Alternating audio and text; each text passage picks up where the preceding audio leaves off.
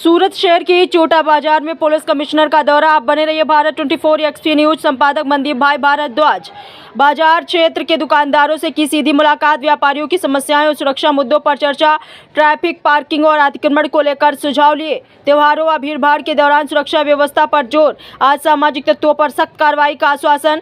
बाजार एसोसिएशन पदाधिकारियों की भी रही मौजूदगी। पुलिस व्यापारी समन्वय से व्यवस्था मजबूत करने पर सहमति।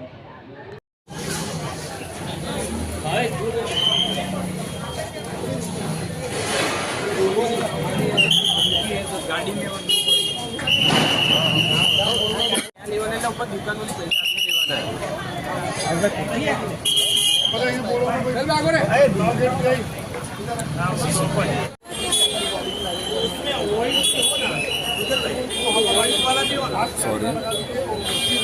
एक्शन की तरफ चलो चल